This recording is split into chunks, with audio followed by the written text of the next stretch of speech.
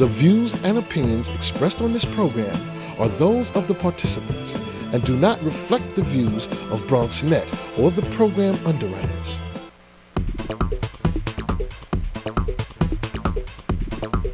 BronxNet. Your voice, your views, your vision.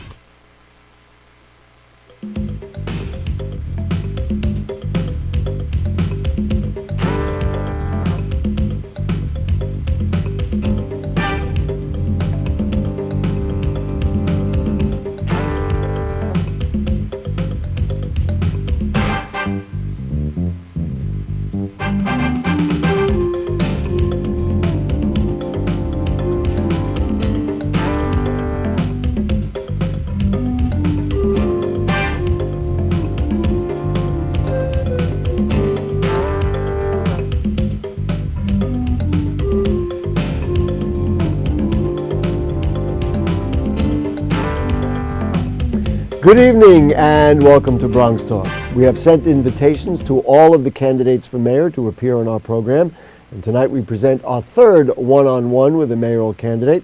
Our guest tonight is a former city councilman and a Democratic candidate for mayor. Sal Albanese returns to BronxTalk. For the record, he was last here on March 18th, 1997, the last time he ran for mayor. We have plenty to talk about with Mr. Albanese, about his campaign as well as a range of topical issues. To ensure balance and objectivity in all of our interviews with mayoral candidates, we will not take live phone calls, but you can email questions or comments to us, and we can try and incorporate them into the program or get them to the candidate afterwards and try and get you an answer. For now, a former city councilman and a candidate for mayor, please join me in welcoming Sal Albanese back to BronxTalk. Haven't seen you in a while. Nice to have you here with us. Thanks a lot. It's great to be here. Let's get right to it. Bronx voters could say, now wait a minute, I could choose between the public advocate, the city council speaker, the controller, a recently almost successful Democratic candidate for mayor. Why should I vote for Sal Albanese, who has been out of the picture for a long time?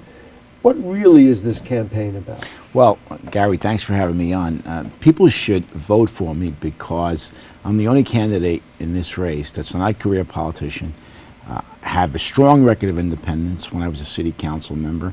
I'm not accepting contributions from lobbyists and from people who do business with the city. And I'm committed to putting the people in charge of City Hall. I'm running for mayor because the city's been great to me and my family. I came here as an immigrant at the age of 8. I grew up in a working class neighborhood in Brooklyn where my mother raised us on a garment worker's salary. The public schools, the libraries, the CUNY system, all services the city offered helped to elevate my family from the working class to the middle class. And Gary, I believe that the political class is letting future generations down. We're not where we were years ago in terms of services, and I'm going to provide the same services to future New Yorkers that I had, which I think are essential to building the city going forward. Painting yourself as an outsider, and it resonates nicely, I suppose, especially in the Bronx, where Right. we're always looking for maybe something or somebody different. But painting yourself as an outsider can be difficult. Can you be effective as a political leader if you don't have the kind of connections and kind of expertise and maybe even some of the experience that citywide office holders currently have? Well, I think I can. I'm not somebody who doesn't understand government. I was in government for 15 years as a council member, and I passed legislation. For example, the city's first living wage law, which took an awful lot of work because I had to bring people together. I only had 2 sponsors in the beginning, and that bill put $3 billion in the pockets of 70,000 workers. And I've passed legislation, for example, school bus drivers, random testing for school bus drivers in the city. That was my bill. I've done a number of things as a council member, so I know how to build coalitions and can work with people. But I am independent. I mean, I'm not trying to paint myself as an independent. I think anyone who knows me, even people who don't like my voting record, will acknowledge that I was the most independent member of the city council in the history of the city council. So, and I think people are looking for independent leadership. I think people are fed up with the daily indictments and corruptions of our political system. So they are looking for somebody who's not tied to the party machines and to the lobbyists like my opponents are. So I think we're going to resonate with voters. And, you know, I also looked around and I said, you know, I am the most qualified person to lead the city. I'm a school teacher, right? I taught for 11 years in our city public schools. I came here as an immigrant. The city is 40% immigrant-based. I worked as a council member for 15 years. I've been in the private sector. I'm actually the only person with a law degree that's running, which is highly unusual. And I have a financial services background. So I've got the private sector, the governmental experience, the teaching experience. No one, I mean, education is a major issue facing I think the Adolfo city. Carrion was a teacher, if I remember correctly, somewhere along the way. I don't know how many years. I don't think it Yeah. was 11 or 15 Was years. he? Was but Adolfo I a believe teacher? he was a teacher. So Bronxites could probably confirm that, but Yeah. I think that was probably the case. Oh. So there you go. Well, You were here in 1997. Is there a difference between running now and 16 years ago? Is there a difference in you, other than the years that have passed and things you might have learned between now and 16 years ago? Or is it essentially the same? No, thing? there is a difference. As I said, the 15-year private sector experience, legal and financial, is certainly helpful when you're running the city of New York. And also, there's a campaign finance law that I helped pass years ago, which is a lot more generous than it was when I ran in 1997. Mm-hmm. At that time, any small contribution from a city resident was matched 2-to-1. Mm-hmm. This time around, it's 6-to-1. So it gives me an opportunity to raise money from New Yorkers who are interested in honest government and have enough money to get my message out. As I said, I am limiting myself to people who are interested in honest government. I don't want contributions from people who do business with the city because I want to get there to make decisions on the merits. So that 6-to-1 match is different from 97. If you remember, I got 22% of the vote in 97, what was surprised an awful lot of people. This is a race with 7 people in the arena, and there will be a runoff, and I plan on coming in number 1 or number 2. Is the city different, and are the needs of the people in the city, specifically the people in the Bronx, different from what they might have been 16 years ago? I believe it is different. I mean, there are some good things that have happened in the city. The city's a much safer city than it was then, and I want to continue to keep it safe. And I have a plan to do that in terms of hiring additional officers. Each precinct in the Bronx, under my plan, would get at least 25 new cops because patrol strength is eroded. So the other thing that's different is that income inequality is growing. There's a huge gap.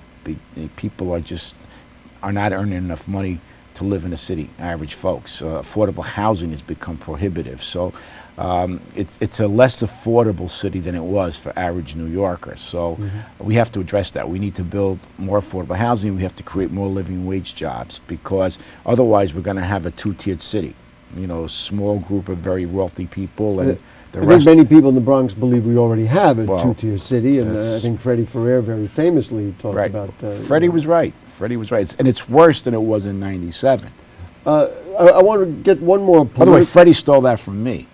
Is that I hope, true? I hope he's watching. He might be. He does watch the show, and we'll hear from him. I'm sure he'll send me a message and say, "Hey, wait a minute."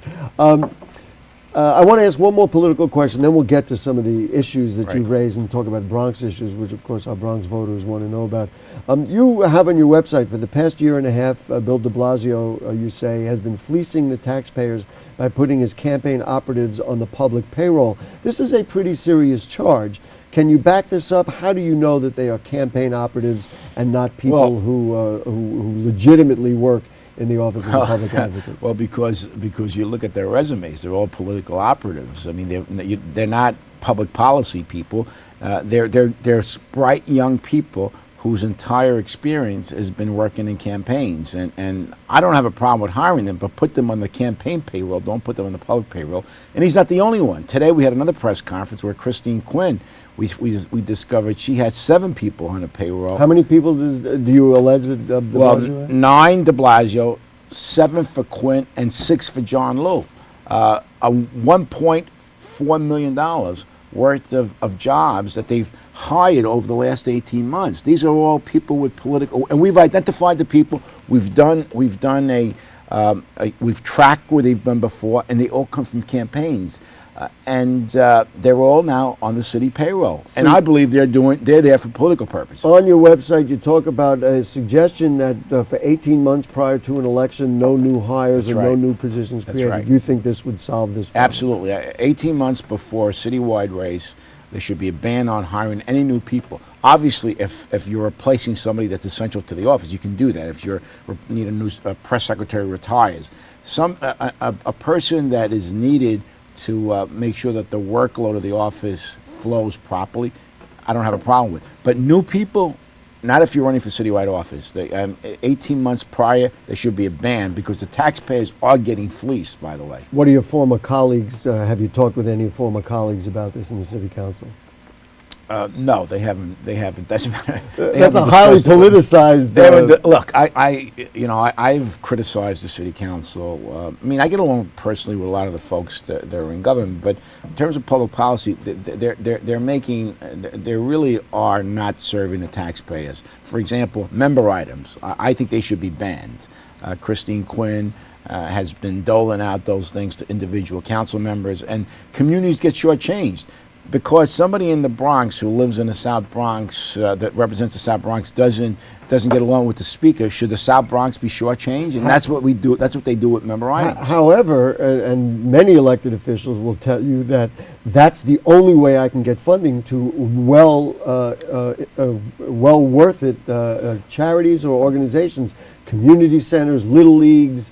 Extra money go for a development project. Nonsense. Let me add one more. Just happened in the Bronx that a senior center was saved because an elected official brought $350,000 of construction money from a member item to help build a Head Start program. That sounds like win-win to me. Well, there are some great programs that are funded, and if they're good, they should be baselined. They should not be doled out at the discretion of the council member.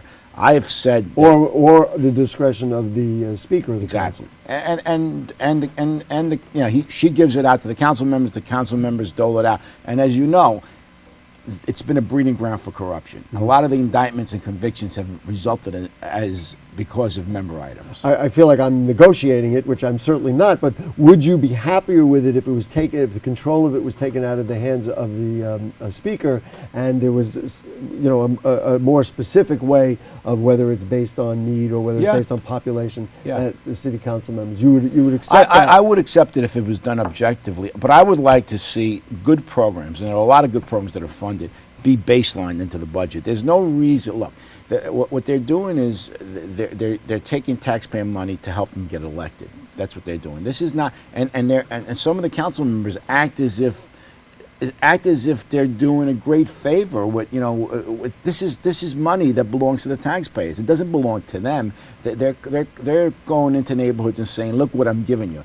This is money that belongs to the taxpayers, and it's been a breeding ground for corruption. Relatives have been placed on a payroll. There have been ghosts on the payroll. Certainly in the Bronx, we know the deal. So let's ban it. They did it by the way, the legislature banned member items for the same reason. I mean, we've got a really troubled political system. People are so cynical as they watch day in and day out people getting locked up. I mean, that's why we certainly have had our share in the BX. You know that. So how well do you know the Bronx? One thing that Bronxites, I can tell you from having sat in this chair for many years, are self-conscious about is that citywide leaders really don't understand them or don't have their best interests in mind. So just give our Bronx viewers a sense of your understanding of what this borough is and what it needs. Well, it's a great borough with a great history. I mean, I'm familiar with some of the neighborhoods in the Bronx, like Mott Haven, where you have this Fresh Direct has become a major issue there. We can talk about that. Hunts Point is also an area that has tremendous potential. I know that the Greenway is a big issue now between on the Hudson River, the cycling and walking path that they want to extend into Westchester, which is a big issue in Riverdale. I was up there just recently. I'm familiar. I have relatives that live in Woodlawn, so I visit Katona Avenue on a regular basis. And of course, I go to Yankee Stadium a lot. You know, one of the greatest treats of my life was having been invited to open tryout at Yankee Stadium where I actually got dressed in the locker room and actually There you fielded go. the ball on. A little while back, though. I assume. Oh yeah, yeah. It was, You know, just you brought it up, and I don't want to spend a lot of time on it because at this point it's history. But it'll give people a sense of how you feel. Was the process and ultimate construction of the new stadium done properly and in a way that you think the city, the Bronx, and the Yankees should be proud? Well, I mean, the stadium is a great stadium. It's tremendous. I'm not evaluating that. I'm just talking about. I think because you know there's issues in the Bronx. I think I'm a little bit concerned because there are issues now all over the city about stadiums. There's a soccer stadium that's being proposed in Queens, and there's in the park, and people are concerned about their parkland being taken away because that was the same issue in the Bronx. So I think that there wasn't enough community input there. I think the Yankees, who I love, got a sweetheart deal. You know, huge tax breaks. Steinbrenner took the city for a ride. But overall, it's good for the Bronx. But I would want to see more community input. And that's one of the reasons why I'm not accepting money from developers, because these decisions should be made with community input. And if you're indebted to these folks, you're going to exclude the community. Mm-hmm. Today, not too far from here, they announced a sweeping community benefits agreement at what will be the new Kingsbridge National Ice Palace, talking about, and I'll just quote from their press release, wall-to-wall green jobs, at least 51% Bronx procurement, scholarships for Bronx residents to study renewable energy and green building design, after-school sports program, et cetera, even no plastic bottles in the facility, which is a nice thing. Is this the kind of thing that could be duplicated, or is this the kind of thing that will say to developers, you know what, we are not business friendly here because we're going to put so many requirements that you're going to want to build somewhere else? No, I think the city's so attractive that developers will always build here, and I like that proposal. I think we need to do more in terms of promoting green jobs. One of the things that I want to do is use the city's huge contract in our budget to create jobs for New Yorkers. Why can't we build subway cars that we buy here in the Bronx, in Hunts Point, or in the Brooklyn Navy Yard, or in the Sunnyside Yard in Queens? Why can't we build our taxis here? I mean, that would create literally thousands of jobs for Bronxites and other New York City residents. So I think it's a great thing. New York City is so attractive. It's the world's greatest city that developers will build here. And they're not going to be discouraged. They're going to do very well. But they're going to have to cooperate and help the neighborhoods as well. One of the things that they've done in the Hudson River Yard project on the west side is that they're actually contributing money for mass transit developers. So we need to make deals like that. We can't have the Barclays Center in Brooklyn, right, or my borough. I mean, they got a great deal there. I mean, Forrest Ratner did, and they were supposed to build housing and create jobs. None of that ever happened. So there should be clawback provisions to make sure that developers follow through on their commitments. Do you make them sign that ahead of time? Yes, absolutely, and really penalize them very heavily if they don't follow through. Then that segues right into something that you brought up, and that is this fresh direct deal. Do you like what you've heard and seen about it? Would you recommend that this go forward? I'm worried about it. I mean, we're still evaluating it. I mean, it's great. It's generally good for the borough that it creates jobs, but there are environmental issues with the trucks that are going through there, and it's also the issue of why can't they pay living wages to the workers? I mean, that should be part of the deal. So those are two areas that I'm concerned about: what they're going to pay their workers, and what kind of environmental impact will it have with these trucks that are not environmentally friendly? That deal was solidified over an MOU and you addressed it somewhat in your discussion before about what you asked developers to do. That is essentially not really enforceable, and they talked about whatever the penalty is if they don't agree to it and don't ultimately perform properly. Is really barely. I mean, they won't get like the borough president's input of $3 million out of the 130 they're getting from the city. Is there a way to make these MOUs enforceable, or at this point, this is just not the way to do business in the city of New York? No, you've got to make them enforceable. I mean, and you put that in writing on the MOUs? Absolutely, and there has to be penalties that go along with it if developers or if the business doesn't do what it promises to do. Look, the taxpayers are getting the raw end of the deal on a lot of these projects. We are the greatest city in the world. I mean, people want to come here. Let's use that leverage to help our citizens here in New York. Let's not give the store away to these people. They're going to make huge profits. And I come from the private sector. I mean, I believe in the profit motive. The free enterprise system is a great system, but there has to be some equity between the taxpayers and these projects. It can't all be that all the benefits go to them. It's a win-win proposition for them, and it's lose-lose for the taxpayers in many cases. And I think a lot of it has to do with the political system. You know, they hire lobbyists who are politically connected, and they raise a lot of money for a lot of the people that are in office. And unfortunately, they owe so many favors that they in many cases shortchange the taxpayer. Let's talk education. You're a former teacher. You've talked about that at the outset of the show. What do you make of mayoral control of schools under Michael Bloomberg? I think the mayor's done a lousy job with mayoral control. The morale is down in many of our schools. Teachers are really, I have two daughters that are teachers, and they tell me that the morale is bad. However, I want to keep mayoral control because I want to fix what Bloomberg has broken. I want to stop demonizing teachers. I want to focus on early intervention. You know, fixing our schools is no easy task. There is no, Gary, you've been around. How many years have we heard this? It's very, very complicated. And part of the problem is that nobody talks about one of the main issues that impacts kids, which is poverty. You know, poverty causes stress, and stress causes developmental issues. And I want to create pediatric wellness centers in low-income communities around the city because parents know that it's not an IQ issue. It is an issue of poverty that causes all of these problems, and the impact on kids from 0 to 3 is really what we're not paying attention to.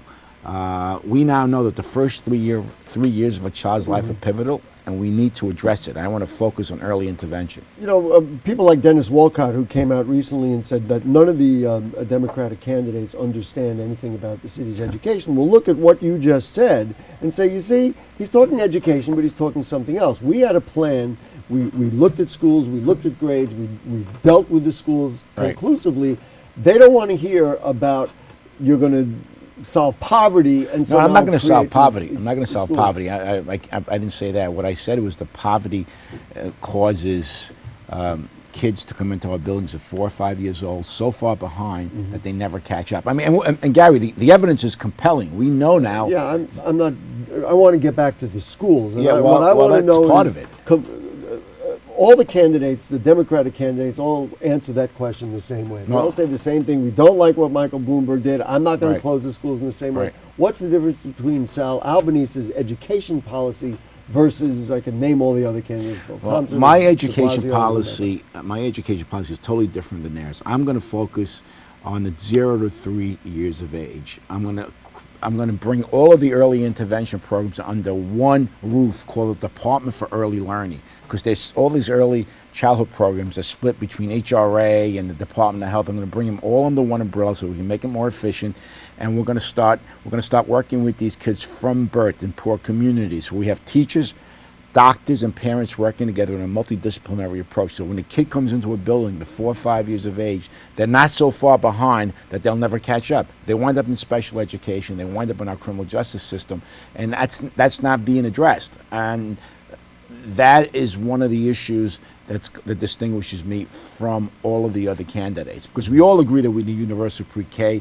We've got to stop teaching to the test. We've got to stop closing so many of our schools, but nobody's talking the period that we need to stop working with these kids in poor communities from 0 to 3, and I'm the only one that has a plan. To me, what resonates there is the notion of an interagency approach. So that's right.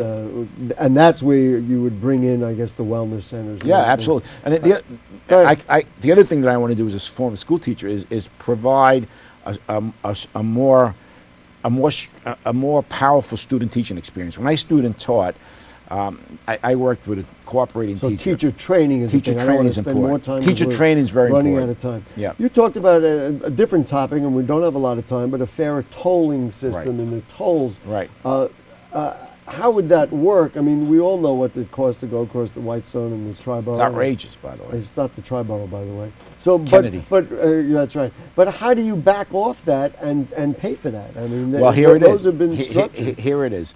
I've got the most comprehensive plan, transportation plan, out of all the candidates.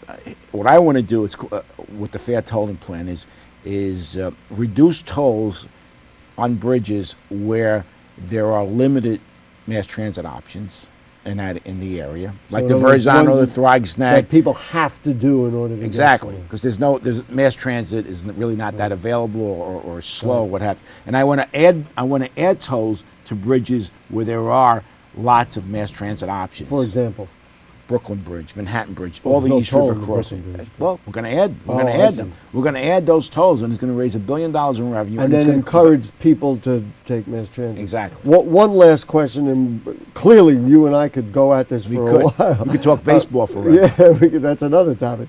You said in your website and you mentioned it on the show, talking about hiring more police officers. Right. 11% increase in the total number of police protecting communities. Again, how do you pay for that? Everybody, who wouldn't want more police officers? I'm the only one who has a plan to pay for it. First of all, we can't skimp on public safety. You know, we have to continue with having 1,000 officers assigned to anti-terrorism. You saw what happened in Boston. Patrol strength has to be increased because we have a lot of quality of life conditions that are not being addressed in many neighborhoods. I can give you examples of complaints I've received. So what I want to do is phase in and hire 3,800 more officers, and I want to pay for it by modernizing our pension plan. Our pension plan, because I come from that business, is not performing as well as, say, the Toronto plan. It performs 3% less. That means the city has to contribute more money because of the performance of the pension plan. I want to reform it and modernize it, and if we can compete with the Toronto system, the city would save $3 billion. Sal Albanese, thank you so much for returning to Bronx Talk. Win, lose, or draw, you're a great guest, and we're going to have you back. Thanks, Gary. And I know you enjoyed hope it. it's win. And It's win. It's win. All right. Thank you so much. And I think Jane along the way put up your website so people who wanted to get in. Jane, do I have enough time to read the email we got? Okay, after the show we did with John Liu, one of your competitors, we received this email from George from Pelham Parkway. He wanted to know, where did $1 million of taxpayer money that had been granted for Pelham Parkway as part of the Croton Project mitigation end up going? Is this part of the overall shafting that the Bronx got from having a large portion of the original $200 million Croton Project mitigation to improve Bronx Park canceled by the city? I don't know that it was canceled by the city, but I do know that a lot of that money, and I think Mr. Albanese knows, it didn't quite get where it was alleged to have gone.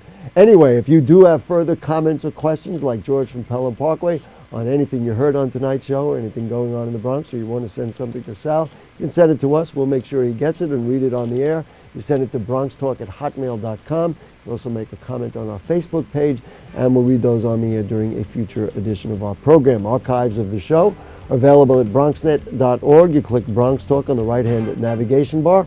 Also, please become a fan of Bronx Talk on Facebook. I'm sure Mr. Albanese will do the same.